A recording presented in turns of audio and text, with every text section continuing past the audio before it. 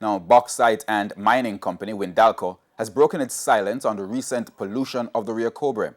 And as Sandy Williams now reports, residents of Kent Village in St. Catherine continue to demand action against the company. Mining company Windalco says it is not responsible for Sunday's fish kill in the Rio Cobre in St. Catherine. In a release, Windalco confirmed that there was a spill of the effluent holding pond, but it said several measures were implemented to minimize and control the discharge to the environment and to contain it in that area. The company said, quote, "Based on our monitoring data and the preventative measures we employed, we are confident that the spillage did not have any impact on the environment. We do not accept the liability for the fish kill," end quote.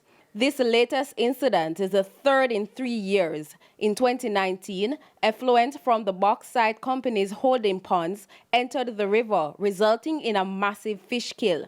Residents of Kent Village in St. Catherine, particularly fisherfolk, are now seeking compensation. Nobody has been giving us no attention.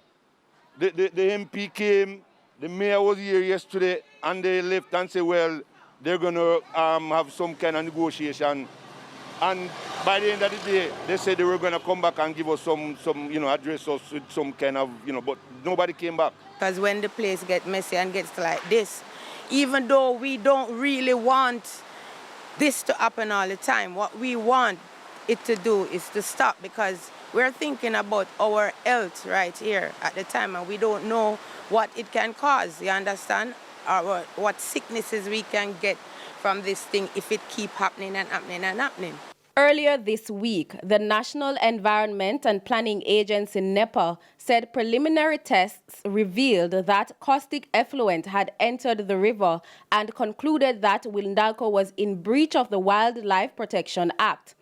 On Wednesday, the Jamaica Environment Trust called for the suspension or revocation of the bauxite company's license or environmental permit. For his part, Environment Minister Pernell Charles Jr. says the recurrent fish kill in the Rio Cobre resulting from overflowing effluent in the river is unacceptable. What happens on the hill impacts what happens on the coastline. What happens upstream impacts and is connected to what happens downstream. That is why the government is amending the NRCA and the Wildlife Protection Act to increase fines and penalties. Because as it is now, there are not sufficient deterrents to this kind of action. And we must send a strong signal to all companies in Jamaica that environmental protection is not optional. He's hinted that stiffer penalties are coming under the Natural Resources Conservation Authority and Wildlife Protection Acts. In the meantime, Windalco says it will continue to monitor activities to ensure that environmental standards are maintained. Sandy Williams, TVJ News.